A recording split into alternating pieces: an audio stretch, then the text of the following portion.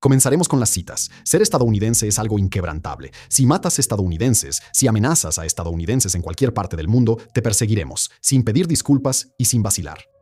Y te mataremos. Esas fueron las palabras del secretario de Defensa estadounidense, Pete Hegseth, al inicio de la guerra con Irán, recordándole al régimen iraní el costo que tendrían que pagar si mataban a un ciudadano estadounidense. Esas palabras se han vuelto extremadamente proféticas en los últimos días, ya que 3 soldados estadounidenses fueron asesinados en un ataque iraní a una base militar en Jordania, y otros 4 resultaron heridos. A cientos de kilómetros de distancia, en el norte de Irak, otro soldado fue asesinado en lo que el Comando Central de Estados Unidos, o CENTCOM, la rama del ejército estadounidense responsable de las operaciones en Medio Oriente, describió como una, cito, detonación controlada de un artefacto sin explotar. Este artefacto sin explotar provenía de un dron iraní derribado. Estos 4 fueron los primeros soldados estadounidenses en morir en combate desde entonces. Washington y Teherán firmaron un memorando de entendimiento, o MOU, muy elogiado, que se esperaba que inaugurara un periodo de paz. Para permitir que los diplomáticos tengan ese tipo de conversaciones aburridas sobre las que no hacemos videos de frentes de guerra. Sin embargo, con la muerte de estos soldados, los ataques de represalia de Estados Unidos y un comentario de un funcionario estadounidense al Washington Post de que Estados Unidos se está preparando para una guerra más amplia,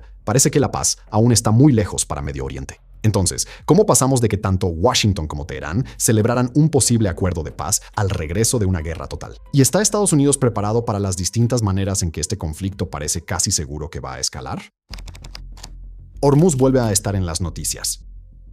Para responder a nuestra primera pregunta, como muchas preguntas en Medio Oriente, se puede resumir en una sola palabra: petróleo. Pero esta no es una batalla sobre quién controla las mayores reservas de petróleo. Más bien, es una batalla por controlar por dónde pasa el petróleo. Termina en el Estrecho de Hormuz, una vía fluvial de 167 kilómetros de largo entre Irán y Omán, por donde pasa aproximadamente el 25% de todo el suministro de petróleo del mundo. Irán cerró el estrecho en los primeros días de la guerra para hacerla lo más costosa posible para Estados Unidos, sus aliados del Golfo y el resto del mundo, de modo que Washington fuera presionado para terminar la guerra antes. Y parece que la estrategia había funcionado. Washington firmó el memorando de entendimiento que mencionamos antes, y fue ampliamente visto como una gran victoria para Irán porque obtuvieron una serie de concesiones, incluyendo el alivio de sanciones y el descongelamiento de miles de millones de dólares en activos. El memorando de entendimiento también, al menos según la interpretación iraní, les dio el control del estrecho de Hormuz y han estado muy dispuestos a mostrar su poder militar para mantener ese control. Desde que se firmó el memorando de entendimiento, Teherán ha atacado varios barcos para obligarlos a navegar por las aguas territoriales de Irán en lugar de usar una ruta a lo largo de la costa de Omán que prefiere Washington. Y eso ha tenido un impacto notable en la cantidad de barcos dispuestos a transitar por el estrecho. Citando a Demetrios Maniatis, director general de Maersk, con sede en Atenas, una firma de servicios de riesgo marítimo, nadie está dispuesto a transitar. Este es el peor escenario para Washington porque necesitan que el estrecho de Hormuz esté abierto para reducir la presión sobre los mercados mundiales de petróleo. Mientras el estrecho estaba abierto, el precio del crudo Brent, el referente global para los precios del petróleo, cayó a niveles previos a la guerra de aproximadamente $72.24 por barril. Ahora, sin embargo, está volviendo a subir a cerca de $100 por barril mientras continúa el ciclo de ataques en escalada entre ambas naciones. Y aunque esto es un gran problema para el mundo, porque la mayoría de las naciones ya están luchando para lidiar con las consecuencias de la conmoción energética inicial, no es un gran problema para Irán, y tampoco lo es la decisión de Estados Unidos de volver a imponer el bloqueo naval que se levantó después de que se firmó el memorando de entendimiento. Esto se debe a que, según el Wall Street Journal, Irán utilizó la tregua de aproximadamente un mes con Washington para sacar apresuradamente alrededor de 70 millones de barriles de petróleo, con un valor total de 5 a 6 mil millones de dólares al mercado internacional. Y aunque el dinero definitivamente es importante, la razón principal por la que Irán hizo esto fue para reducir la presión sobre su infraestructura petrolera. Mientras el bloqueo estaba en vigor, Irán se había visto obligado a desviar su producción de crudo hacia el almacenamiento, tanto en tierra como en el mar. Se estaban utilizando petroleros para almacenamiento, y las instalaciones clave, incluidas las de la isla de Kark, estaban llegando a su capacidad máxima. La situación se volvió tan grave que parecía que Irán se vería obligado a cerrar sus pozos petroleros. Aunque eso puede sonar fácil en teoría, es extremadamente costoso y podría limitar la producción de petróleo de Irán mucho después de la guerra.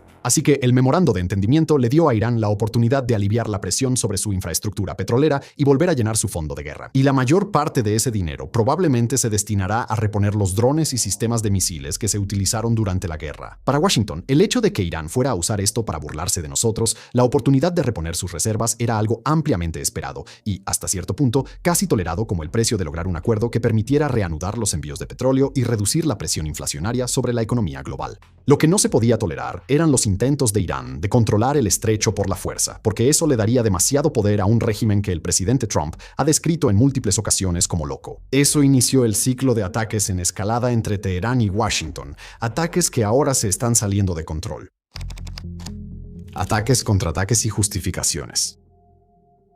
En la última semana y media, Washington ha atacado múltiples objetivos en Irán, incluyendo sitios de vigilancia costera iraníes, defensas aéreas, almacenamiento de misiles y drones, y objetivos marítimos vinculados a la unidad a la que se culpa por los ataques contra los barcos. Bandar Abbas, el principal centro naval de Irán con vista al estrecho de Hormuz, ha sido una de las ciudades más afectadas. Según Teherán, al menos 46 personas han muerto en la ronda más reciente de ataques y más de 400 han resultado heridas, cifras que parecen destinadas a aumentar mientras las tensiones siguen en aumento. Más allá de los objetivos militares, Washington también ha atacado infraestructura civil. Teherán afirma que una estación de tren, barrios residenciales, puentes, instalaciones de agua y silos de alimentos han sido atacados en la ola más reciente de ataques. También se han atacado instalaciones de salud y más de 200 pacientes fueron evacuados del hospital especializado Barghai después de que los ataques lo dejaran inoperable.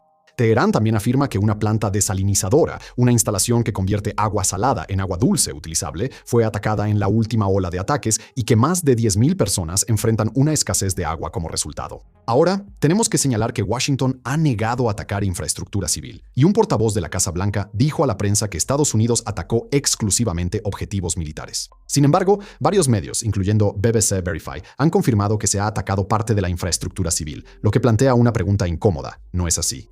¿Por qué? La mayoría de los observadores creen que al atacar infraestructura civil, Trump espera negar a los militares el acceso a ella, porque aunque mucha de esta infraestructura es utilizada principalmente por civiles, parte de ella también tiene un uso dual, lo que significa que los militares también pueden utilizarla en sus ataques. Trump también podría estar esperando aumentar la presión sobre el gobierno iraní por parte de su propia gente para llevar a Teherán de regreso a la mesa de negociaciones. Después de todo, un gobierno solo puede resistir por un tiempo limitado si enfrenta presión tanto externa como interna.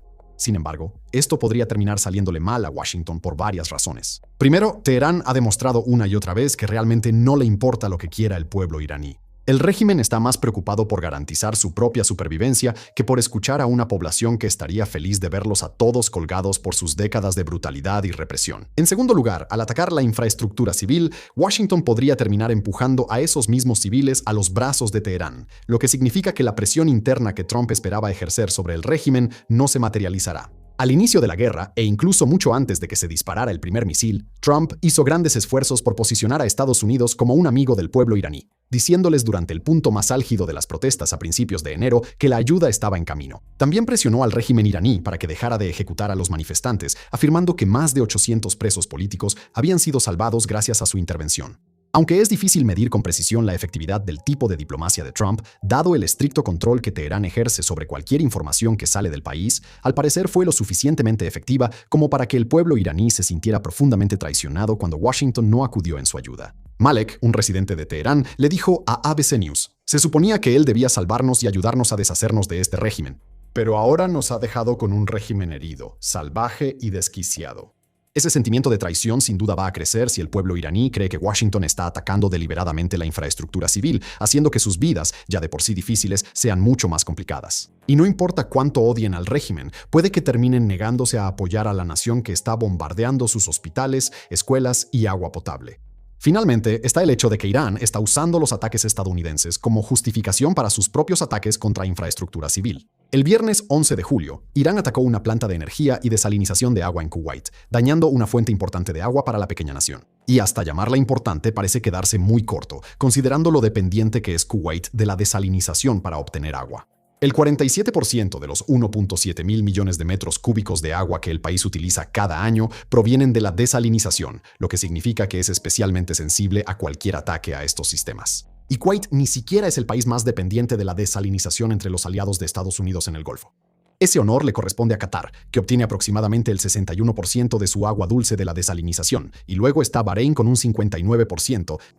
Aunque Irán ha atacado previamente las plantas de desalinización de Bahrein y varios objetivos en Qatar, al momento de la grabación, alrededor de las 2 de la tarde hora de Europa Central, Teherán no ha atacado sus plantas de desalinización en la ola más reciente de ataques. Pero eso no significa que Irán no las vaya a atacar. Teherán ha demostrado una capacidad notable para golpear objetivos en ambas naciones y bien podría hacerlo de nuevo. Este es el mismo manual que usaron al principio de la guerra, atacando a los estados del Golfo y provocando enormes trastornos con la esperanza de que quienes viven ahí culpen a Estados Unidos e Israel por haber desatado esta guerra en primer lugar. El hecho de que siquiera estemos hablando de instalaciones de desalinización como posibles objetivos, cuando hace unos meses parecía que ambas partes habían acordado quedaban descartadas, indica cuánto se ha deteriorado la situación. Y aunque el número total de ataques puede ser mucho menor que en marzo, la nueva normalidad de que tanto Estados Unidos como Irán ataquen objetivos civiles es preocupante, por decirlo menos. Lo que nos lleva a nuestra última pregunta.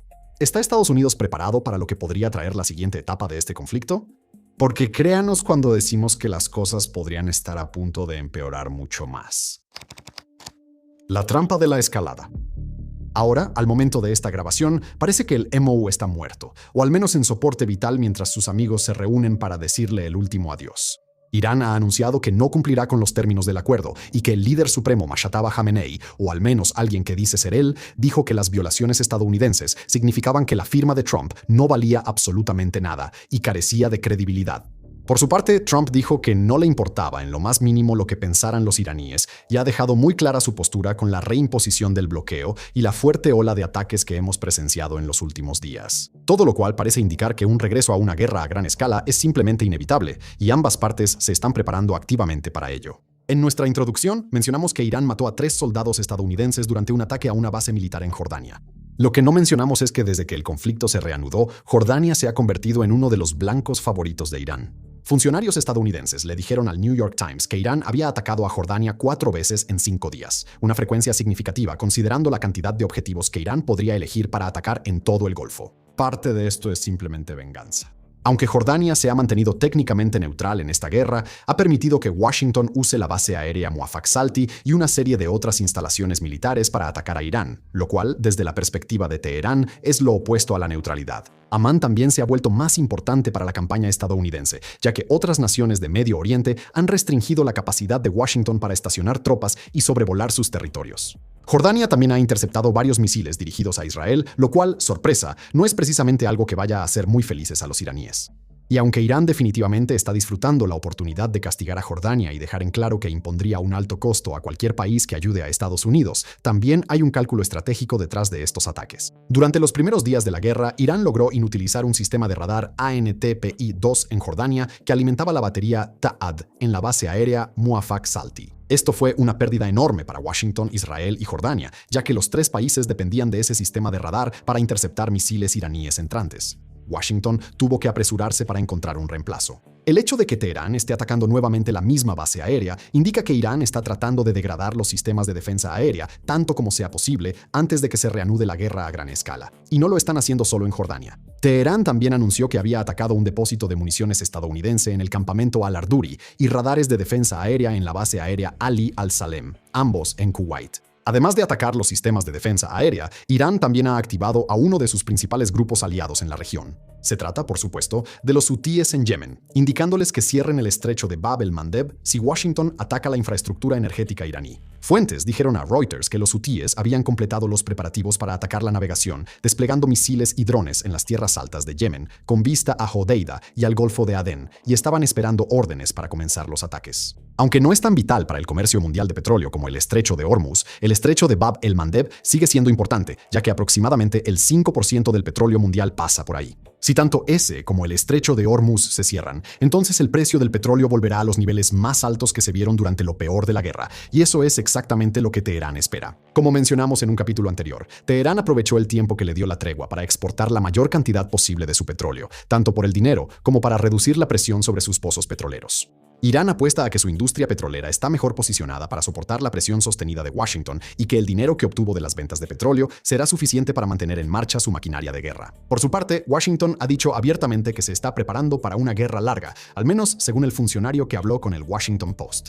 Ha vuelto a imponer el bloqueo naval contra Teherán, ha atacado múltiples sitios militares en todo el país y ha seguido degradando gran parte de la infraestructura militar de Teherán. Washington también ha enviado decenas de aviones de reabastecimiento a Israel y Axios informó que Trump ha recibido varias opciones que está considerando activamente. Sin embargo, incluso mientras Estados Unidos se prepara para una guerra más amplia, existen temores de que no pueda librar plenamente esa guerra. El funcionario que habló con el Washington Post menciona que las reservas menguantes de defensa aérea y municiones de largo alcance dificultarían gravemente la capacidad de Estados Unidos para luchar. Esto, en un momento en que se ha vuelto evidente para los observadores que Irán se ha vuelto más hábil para evadir los sistemas de defensa aérea de Estados Unidos, significa que Washington tiene una decisión extremadamente difícil por delante. O continuar la lucha y agotar aún más las reservas de interceptores, o retirarse y permitir que Irán reclame una victoria. Si Washington decide retirarse, podría seguir un plan propuesto por Qatar que reduciría las tensiones y llevaría a ambas partes a la mesa de negociaciones. La propuesta incluye establecer un nuevo corredor designado por el que los barcos puedan pasar, mientras se impone una moratoria en otras dos rutas.